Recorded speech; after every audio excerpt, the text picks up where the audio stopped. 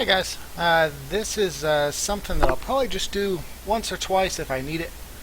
Um, it's not really a cast. This will be kind of interesting. Some people will hate it. Hopefully some people will love it. But I know some people will hate it. Um, what this is going to be is I'm going to have a game up and I'm going to run it in maybe 2-speed. Maybe I'll even start up another replay if I run out of or I haven't run out of things to talk about yet. And I'm not going to cast the game. It's just going to be there for something to watch. I'm not quite cool enough to talk into a webcam for 30 minutes straight. But what we're going to talk about today is something that's it weighs on me pretty much any time I play StarCraft regularly. So I want to talk about it, and hopefully people can take something from it and apply it to their own play.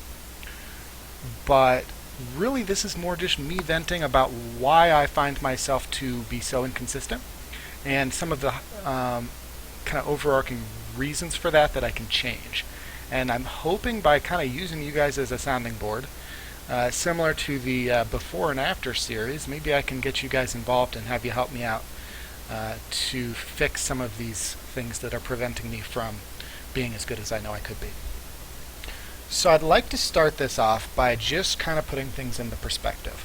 At the end of beta, end of beta and start of Heart of the Swarm, actual release, I was running about 80% versus Protoss, a little higher than that, maybe about 82-83%. Terran, who cares? Beta, no. Beta I was doing really well versus Terran, about 55%, which I consider to be pretty well considering what I was attempting to do, and still am. And Zerg, that's been just a stable 60% for me all across the board. So let's compare that to where I'm at now, and this is embarrassing. I am 45% versus Protoss, which I know that's a jaw dropper, and that is changing. 43% versus Terran, and actually that's up from, I believe, 37% at the end of last season, and 62% for Zerg, which again, not too big of a concern. Now this, believe it or not, is a substantial improvement from the way I started this season. I was mid 30% the first day I came back and played and tilted super hard, and I think I was 3 wins out of about 15 to 20 games, and by the end of that weekend I was still about mid 30% and took a short break, half a week or so. So what changed? How did I go from, hey cool, let's sharpen our teeth on some mid-level grandmasters, and then, oh look, it's Huck. Oh cool, we're holding our own versus Huck. Oh look, it's this up and coming B moving on to A rank GSL player who I had never heard of, and turned out he was actually a pretty good player from Prime, and I beat him. Cool. So how do I go from that to where I'm at now, where I don't even have an MMR where I could hit someone like Polt or Grubby or anyone else who's really cool feeling to name drop, but instead I'm playing against semi-competitive players, sometimes hitting a Grandmaster and sometimes beating that Grandmaster. But yet, end of Heart of the Swarm beta was a significantly more competitive pool of players as well, because we're getting tons of Koreans, we're getting this international community that it was all finally moving over from Wings. Wings was completely dead by the last couple weeks of the beta. So I was against tougher players and playing better. And we're going to look at kind of some of the overarching reasons for that I think have been lingering for years. Definitely for the entirety of my StarCraft 2. Most certainly when I tried to go pro and play for a living. And I think it's things that are still impacting me today. So let's go ahead and jump into a replay so you guys aren't completely bored with nothing to watch.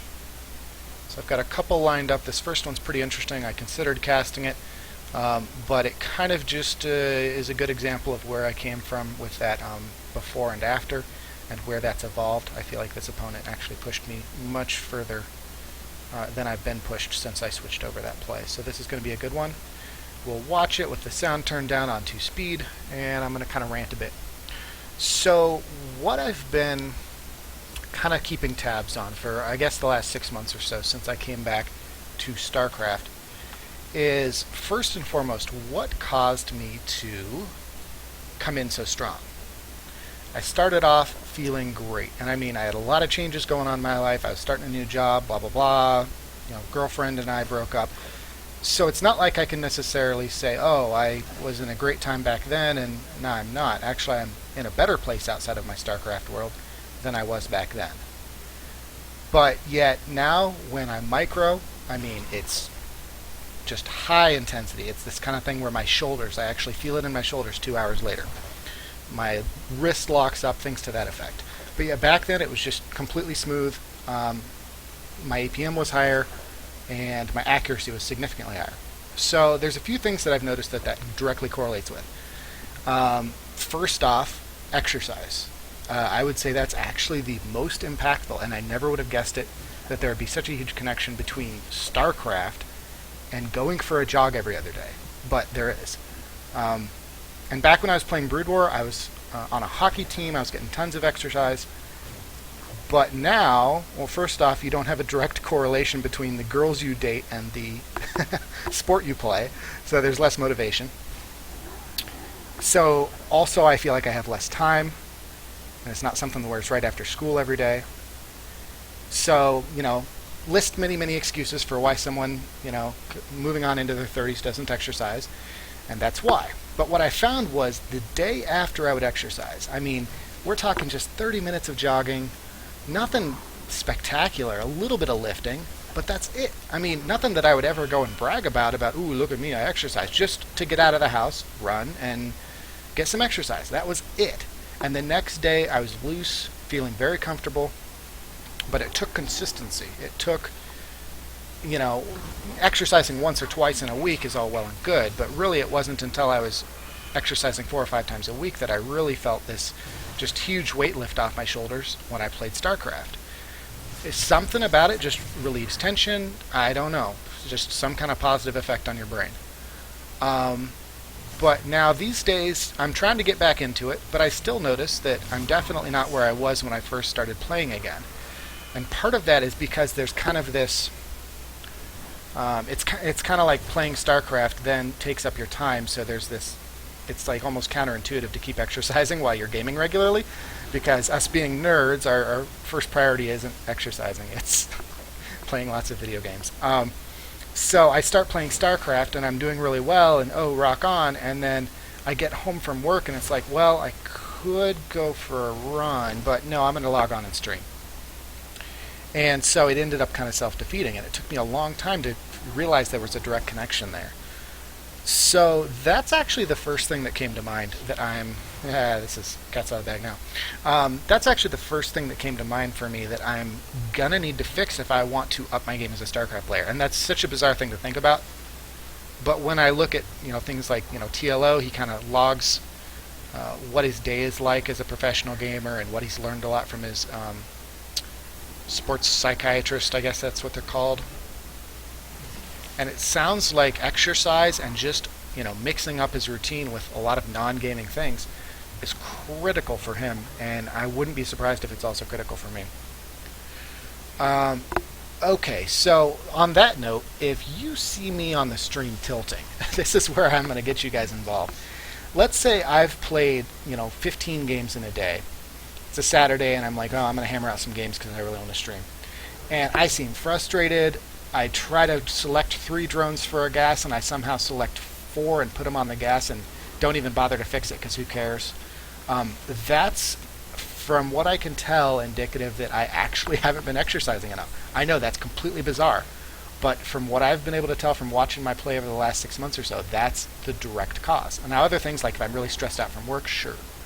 But that's actually microscopic in comparison, which is so backwards. But okay, so the next thing is watching my stats. I've been asked on the stream, well, where are you at right now? You're not Grandmaster anymore, so how are you doing? I see you're top 8, but that doesn't say much. And I refuse to check, which is not to be a dick. It's not because I don't want to answer the question.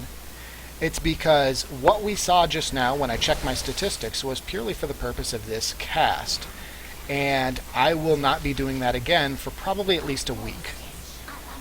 Checking it any more than that negatively impacts my play. And this is something that actually, when I've been coaching, I think I've noticed, when I talk to people about how they go about improving as well.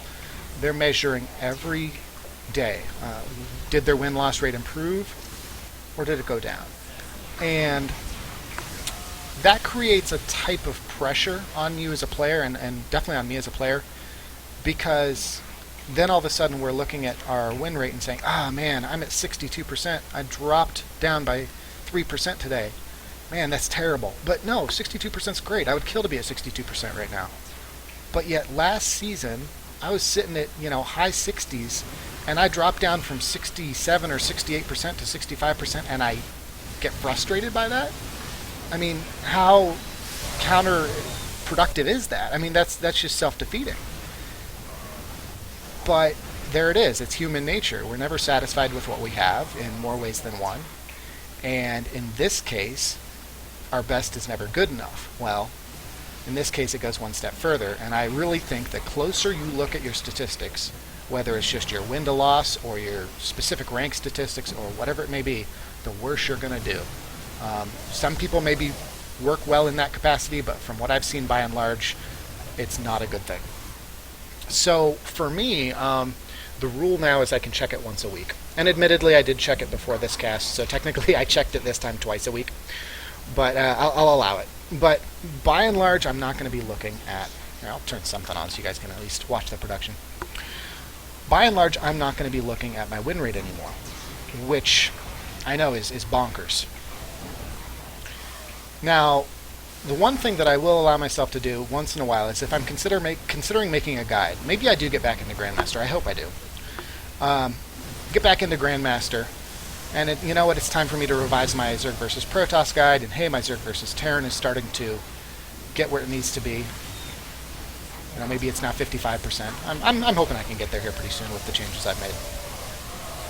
Then what I'll do is I'll take a look at my statistics to say, am I qualified? I think that's justifiable. Because then I can say, you know what, if I want to represent myself as someone who people should listen to, as a kind of an expert on swarm hosts or whatever it may be, well, then I need to kind of have the credentials, so to speak, and that comes from win rate. So I think that's reasonable. Just as long as it's not me checking SC2 ranks at the end of each day, going, I hope I'm top 200 masters, because then I know I'm going to be promoting soon to Grandmaster, or checking my win rate and going, I hope my ZBT's out of the 40% range, because that was terrible. Because there's just a direct connection the very next day that I play. Okay, the one other thing that I wanted to absolutely make sure I talked about that ties into that kind of, and this is, wow, making me dizzy. I never realized 2-speed was this dizzying. But one other thing I wanted to talk about that kind of tied into this, and they're kind of both because of the same underlying reason, is playing out of obligation. I see people do this all the time. I have to improve. I got too much bonus pool built up, and I'm about to promote into Platinum. So I'm going to keep playing, even though I'm exhausted and have already played 20 games today. Or even though yesterday I worked 12 hours and I finally have a day off, so I'm going to go ahead and play rather than spending time with my girlfriend or my wife. I see that all the time from students. And it's another self-defeating mentality. If you're not playing because it's fun, then just don't play. And that's something I constantly struggle with. Because there's a larger dynamic at work here than just simply, I want to get better. It's beyond that. It's, I want to stream. I feel like I'm letting people down. If I don't, maybe I go a week, well, then I'll come back and only have 15 viewers, and that means I, lost a lot of people, which means, people, didn't want to stick around, and that's just not good, because I really want to make sure people are happy. I mean, it's just how I am. Like, the stream and the YouTube channel are things that I take a lot of pride in, and I want to try and, entertain people as best I can and make a community out of it. And someday, it's kind of a dream to get up to 500 concurrent viewers so I can, finally get a small paycheck and justify the time I spend on it. But in the meantime, it's just something where I really want people to enjoy the stream. And that means that I wake up on a Saturday morning and I say, you know what? I've tried my best to stream both Saturday and Sunday every day for the last 6 months, and I'm going to keep doing it. But if I already played 5 weekdays previously, and then I log in and play when I'm fatigued from work and from already putting in a good 20 hours of StarCraft over the work week, I shouldn't be playing. it's going to compound with everything else I just discussed, and I'm going to play terrible. Now, part of where that comes from is, I mean, I can't stress enough how kind of much the stream actually has helped me. Like, this is going to sound really pathetic to some people, but hopefully some people understand. 6 months back, maybe a little more, I was in a rough spot. I was actually living in an extended stay hotel, had a great job, but had nowhere to live other than that extended stay hotel. And Sarah and I had just broken up, and I had moved to a new town, had really no friends, just some kind of work acquaintances that I grabbed a beer with occasionally, and that was that. So streaming StarCraft was this way of me connecting to something that's been a big part of my life for the last 2.5 years now, and kind of keeps you sane. At least for me, it does. Times when you're just stressed out and need something that distracts you from your normal day-to-day routine, it's a big deal. So I guess that hopefully helps to make a little sense of why there's so much pressure for me to keep streaming, because I feel like you guys actually do me a service by showing up. By chatting, by making jokes, by keeping things lively, making me laugh. It's a good time for me. So then I feel like if I don't stream, I let you down.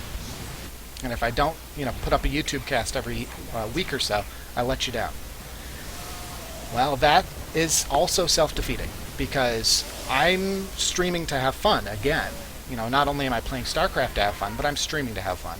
And if I stream out of some misplaced, I wouldn't say misplaced, it's with the best of intentions, but misguided maybe, obligation, almost like, well, it's a job, and I have to do it, then it's no longer fun, it's no longer a game I play, it's no longer a hobby.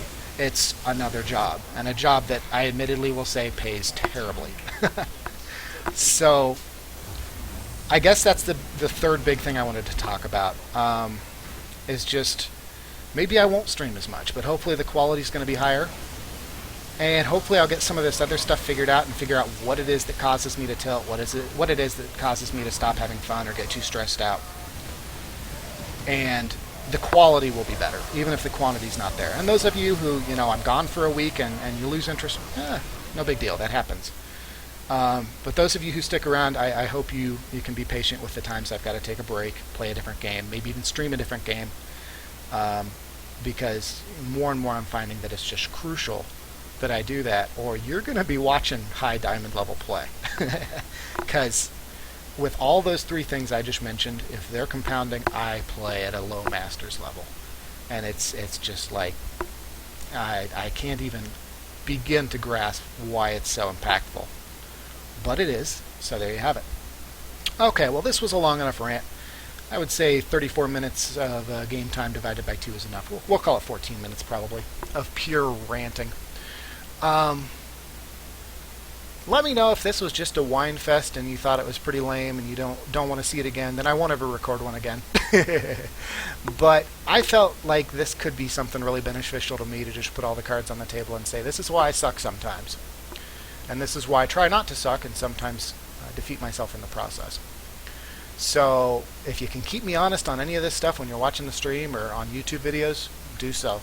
Let me know when it's time to take a break or step away from a tilt, because that does me a world of good. Alright, thanks everyone on YouTube for watching.